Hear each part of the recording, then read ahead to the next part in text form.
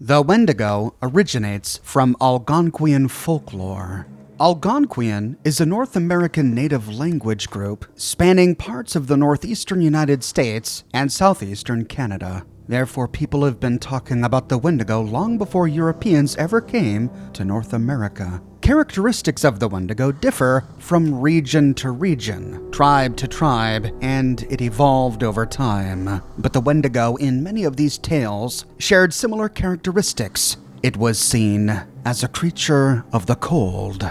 It hid in the woods at night and would come out during snowstorms in search of warmth and food. It was often depicted as a part human, part stag creature, with antlers and long yellow teeth, though sometimes it was depicted as being more humanoid than stag. Sometimes it was covered in thick white fur, and at other times it was depicted as having bloody, rotting flesh. But there was one thing all of these tales had in common. The Wendigo's hunger could never be satisfied. One of the earliest descriptions of the Wendigo comes from Basil Johnson, an Ojibwe teacher and scholar from Ontario. The Wendigo was gaunt to the point of emaciation, its desiccated skin pulled tautly over its bones. With its bones pushing out against its skin, its complexion, the ash gray of death, and its eyes pushed back deep into their sockets, the Wendigo looked like a gaunt skeleton recently disinterred from the grave. What lips it had were tattered and bloody. Its body was unclean and suffering from separations of the flesh, giving off a strange and eerie odor of decay and decomposition, of death and corruption. This is the Wendigo of our own universe. But what about the Wendigo of the Fallout universe? We discovered that pre-war America took the Wendigo seriously while exploring Sugar Grove. There they employed a cryptid analyst named Beverly Solomon. She recorded a number of holotapes about various cryptids in Appalachia, which we find in the intelligence room of Sugar Grove. Lying on one of the tables we find cryptid sighting Wendigo, October 25th. Beverly Solomon, cryptid analyst, 10/25/77. Wendigo witness report. Ooh, this is a spooky tale. Okay, so this is my own personal sighting. I was up at the ski lodge this past week, enjoying some well-deserved R&R. I guess I can never really be off the clock, though, because I happened to see something hunched on the slopes ahead of me. I thought it was some old coat, you know? I was moving pretty fast, so I was just trying to avoid it. Anyhow, it just unfurls as I get close. Must have been 10 feet tall, with just all skin and bones like a dead dog. It had a deer's skull cracked open in its hand, a fresh kill it was eating. And as I go by, I get this powerful cold feeling through my bones. I thought to myself, Bev, you really lucked out getting that tattoo before coming out here on this trip. I can't imagine what kind of things I want to see next. The tattoo she mentioned is something she alluded to in a different holotape. She noticed that people hiding in a barn, atop which was affixed a 5-pointed star, reported that they stayed safe when under attack from cryptids. And so she got a 5-pointed barn star tattooed on her body. She attributes her survival from an encounter with a Wendigo to this barn star.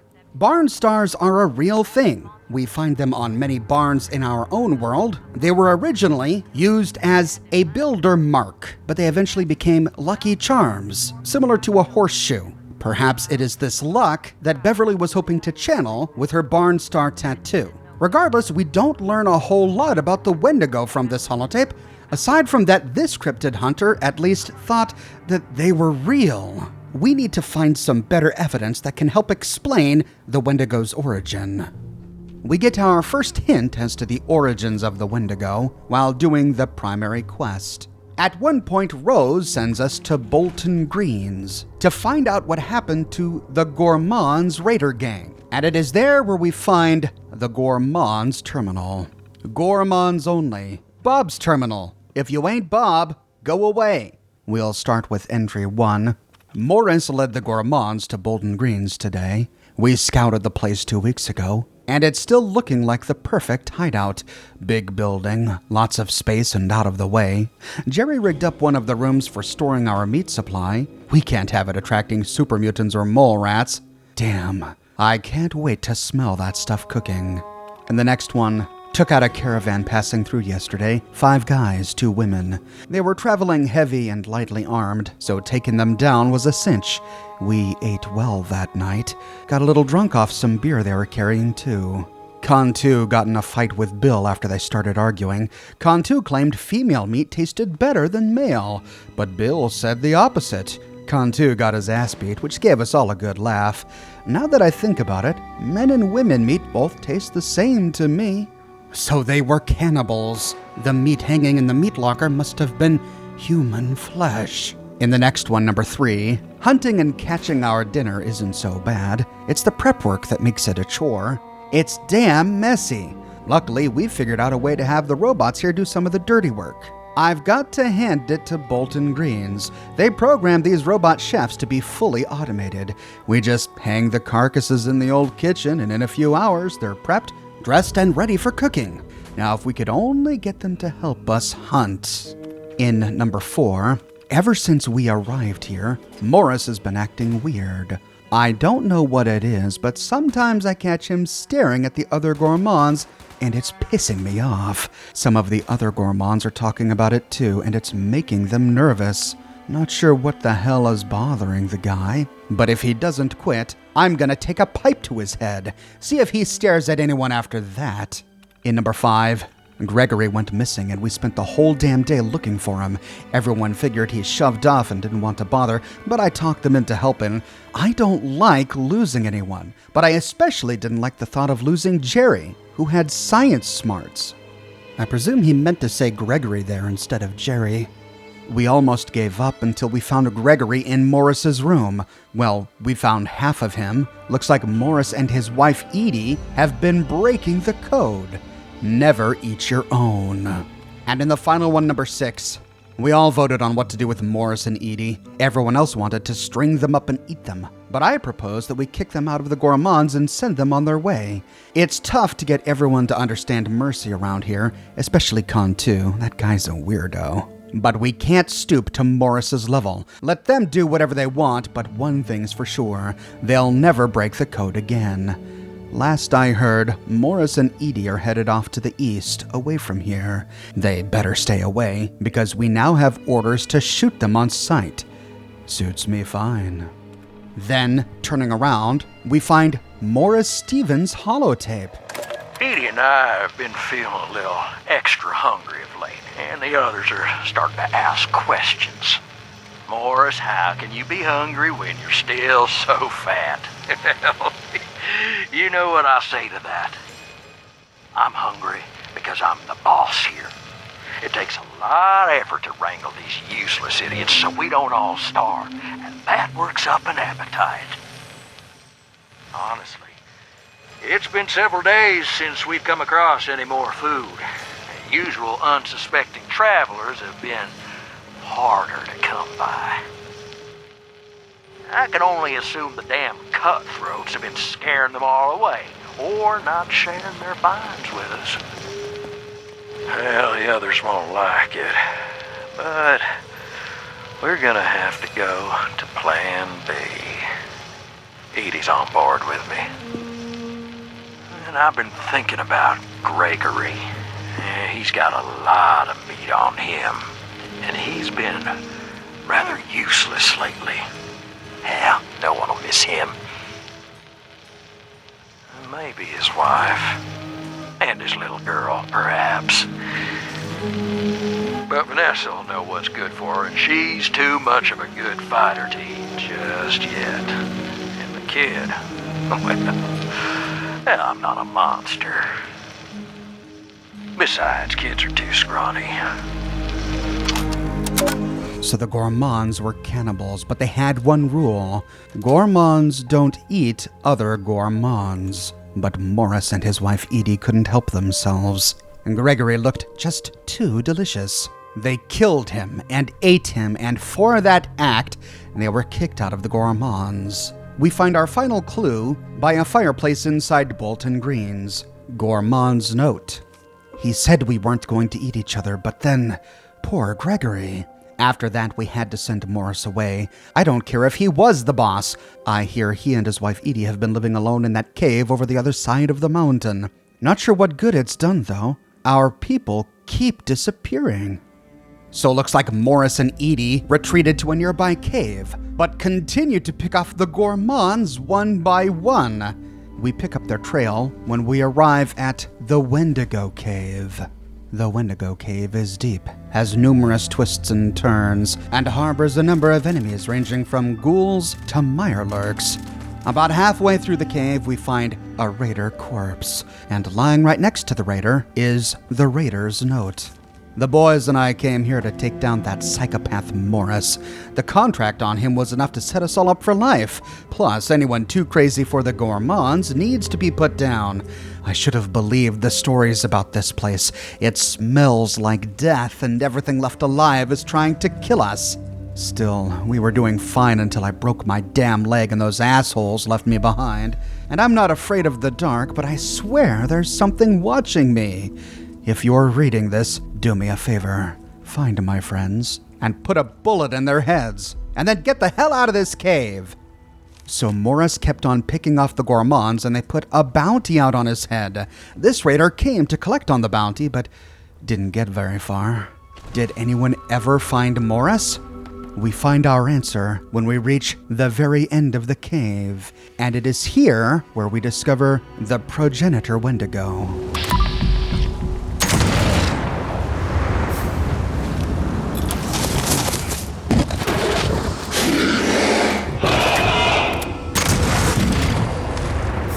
This final room where we found the progenitor Wendigo is filled with skeletons, human corpses, blood, and gore. How long has this thing been feeding? How long has it been hunting humans? On the western side of the cave, we find 2 blood-spattered sleeping bags, and on one, the skeleton of a woman. Lying next to her is Edie's note. Morris hunts people from the road, but he won't share the meat. I've been living off of the scraps, but the toenails keep getting caught in my teeth. Now he's starting to look at me strangely, with hunger in his eyes. He's changing. We both are. Question is, who's going to feast first? Edie. Her skeleton lying here, I believe, answers that question for us. Their hunger for human flesh became so great, they not only betrayed their own gang, but then turned on each other. He ate his own wife. Then, after looting a bobblehead near Morris's sleeping bag, we find a holotape on a rock nearby named Morris's End.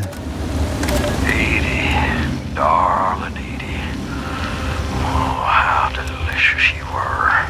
The sweet taste of your flesh as it passed down my throat. Oh, the syrupy warmth of your blood as it filled my stomach.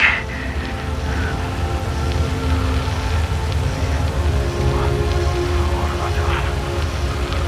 Oh, Edie, she's dead. I killed her. I ate her. Oh, no.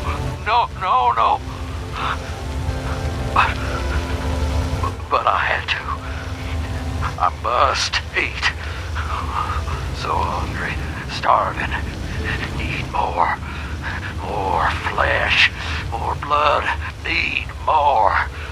Find more. For the past several decades, Morris, as a Wendigo, has been terrorizing the roads, eating people, and we've finally killed him. His name, when we found him in this cave, gives us another clue as to his origin. He's the progenitor Wendigo. He's the first, the Wendigo from which others emerged. But could this be true? Do all Wendigos come from cannibals? Our suspicions are confirmed when doing the quest That Sinking Feeling, part of the Wild Appalachia add-on. While tracking down the cryptid hunters who were searching for the Sheep Squatch, we stumble upon a terminal once owned by Scoot Conroy, one of the cryptid hunters we're tracking. Under his research notes, categorized beneath ghosts and spirits, we find a note written on October 10th, 2077, about a nearby church called Haven Church. Despite what Sean thinks, I took a drive out to Haven Church. Couldn't find anything there, but I asked around and hit the jackpot. Apparently there's another old church a few miles east of there. Said there was an accident with a sinkhole. Some people died. I knew it. Typical. No one listens to old Scoot. I'll be heading out to where this old sunken church is supposed to be tomorrow. We can then track Scoot down to the sunken church, an unmarked location we find near Haven Church. Climbing atop the roof and going down a staircase from the steeple, we walk through a doorway leading to an earthen tunnel, and lying on the ground of the earthen tunnel is a note, Day 1. This is Scoot. If you're stumbling across this note or my body, just leave it. Maybe someone who knows me will find it. I fell down this sinkhole and broke both of my legs. I'll be dead soon. Please feed my cats. Day 2. Not dead yet, and not alone either. Someone else fell down here before me. His name's Kevin, and he's some kind of park ranger. He knows all sorts about survival, showed me where to gather drinking water and moss that I could eat. We've been eating bugs too. Need that protein. He said that people from his division would be searching this area any day now. But we know why they never came. Shortly after Scoot and the ranger fell into this church, the bombs dropped. Day 24. No one is coming. My leg has healed, but not in a good way.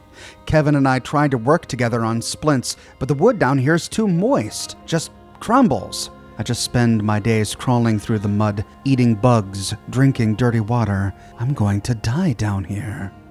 As we continue down the tunnel, we find another note. Day 82. Day 82. Someone else fell in. His name's Mickey. We had some tremors, shifted the earth a lot. Mickey came tumbling through the sunlight. Mickey says crazy things, but I'm beginning to believe him. Said the world is crap. It's over. Said he's in a gang of chefs? ? And keeps telling me there's only one way we'll survive, and he'll teach me. I don't know how I feel about Mickey. Uh-oh. A gang of chefs? Could he be a gourmand? If so, this tells us how quickly survivors organized into raider gangs after the apocalypse. This was written less than 100 days after the nuclear apocalypse. Day 90. Been thinking a lot about Ray and Laura. Never got to visit their new place over in Welch. God, I hope they're okay. Wish I got to tell Ray about me debunking the sheep squatch, but did he know something that I didn't? I can't get that thought out of my head. We found the remains of Ray and read his terminal in my video on the town of Welch that you can watch here. Day 100? 200? 1,000? Dear Lord, Mickey killed Kevin. He choked the life out of him while he was sleeping. He said Kevin needed to die for us to live. I can't do this. Someone help me. He said we had to. Then he said we... Mickey made me. I'm so sorry. Someone, please help me. I'm so sorry. Then, following the tunnel to the very end, we find a final note lying on a rock altar. A new day. Kevin was weak. Mickey was weak. I am strong. I took all their strength from them. I see the daylight now. I don't want to leave. I don't need to. I will wait here. Wait for the weak to find their way to me. I will consume their strength. I will become stronger. I will survive this world.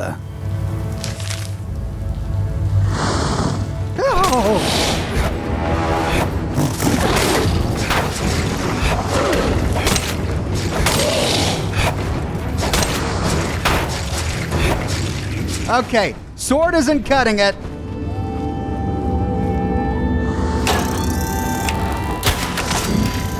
There we go. Scoot became a diseased Wendigo after eating Kevin and Mickey.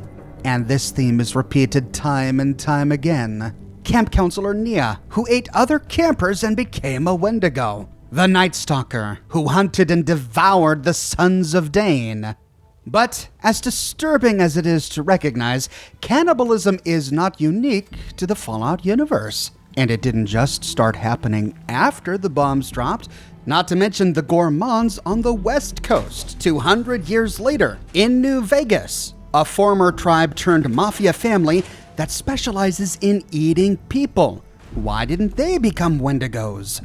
People have been cannibals long before, so why are Wendigos appearing now? How could Morris be the progenitor Wendigo? We learn more when discovering some pre-war holotapes at the Uncanny Caverns. Inside the visitor center, we find a holotape on the reception counter called Curse of the Wendigo, Part 1.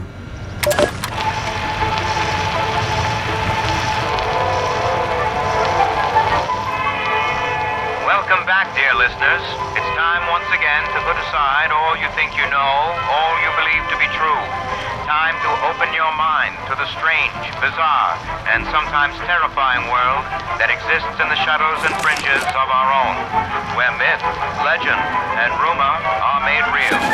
Yes, it's time for more thrilling tales from the West Virginia hills. It has been said that money is the root of all evil. So, when greed knows no bounds and avarice goes unchecked, what other appetites might take hold? Tonight's gripping tale, Curse of the Wendigo, chews over this very question. We begin at the Corvego Auto Assembly Plant in Huntersville, West Virginia, where plant owner and operator Richard Moore is known for squeezing every ounce of profitability from his workforce.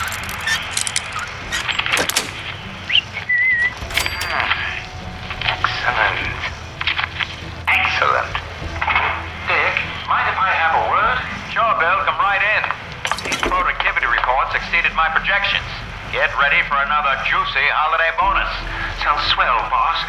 But I was walking the floor, and I noticed that the plutonium containment levels are all looking a bit high. I ordered that line to be sped up last night by 20%. I think the tolerances can handle it.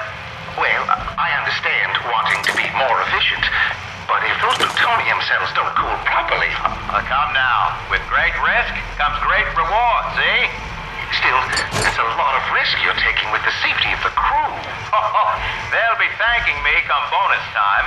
After all, money puts food on the table. Warning, containment meltdown. Warning, containment meltdown. Oh, containment is rupturing! We need to get clear. Come on, let's go. What about the men on the line? Nothing we can do with those four stops now. Just hope you and I can make it.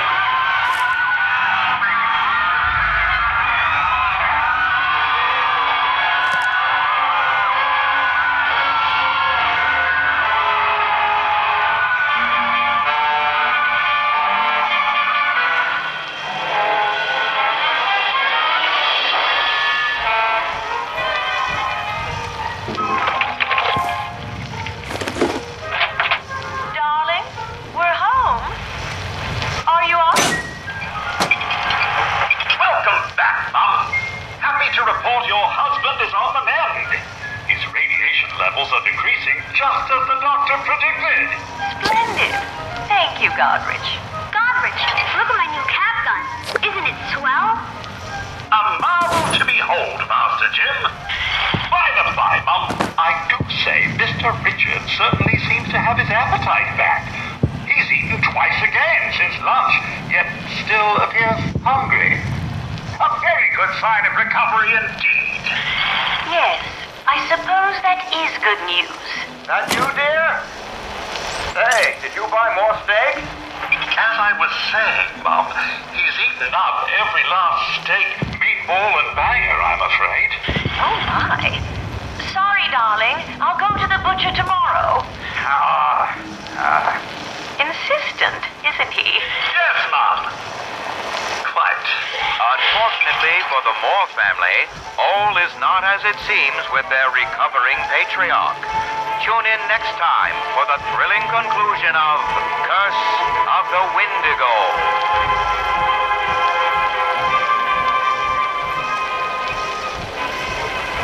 Interesting. No mention of cannibalism, but here the radio play touches on another theme associated with the historic myth of the Wendigo. The Algonquian myths about the Wendigo depicted it not only as being cannibalistic, but also as being greedy, gluttonous, we get the clear impression from this radio play that Richard Moore, owner and operator of the Corvega plant near Huntersville, was greedy, constantly trying to increase his profits, even if that meant putting his workers' lives at risk. But what was it that transformed this greed into insatiable hunger? We find out while exploring the uncanny caverns. Deep within the caverns, next to a duffel bag and a lantern by a settler corpse, we find Curse of the Wendigo, Part 2.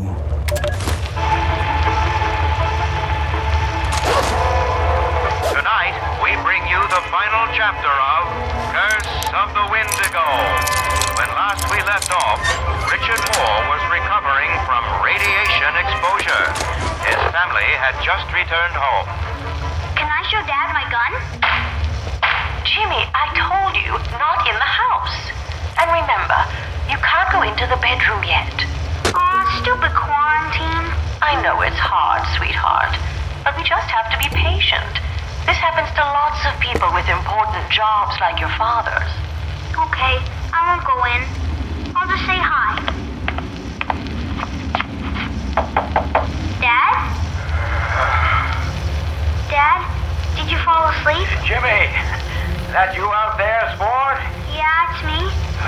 Jimmy, I'm hungry. Okay, Dad. I'll go tell Godrich to make you something. No. Why don't you come in, son? Pay your old man a visit. I'm not supposed to get too close yet, remember? Now, James, if your father says it's okay, then it's okay. Now, you come in here. I don't know. You sure? Positive. You come and give your dad a big hug. Now, Jimmy. Well, all right. If you say it's okay. There he is.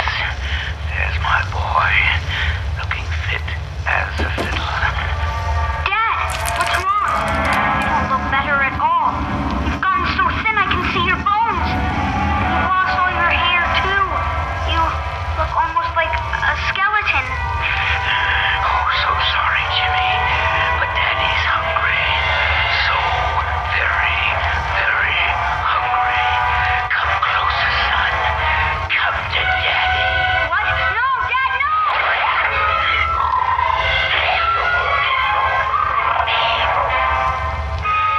Was it the radiation, a side effect of the medication? Or was it greed that caused this carnivorous transformation? We may never know.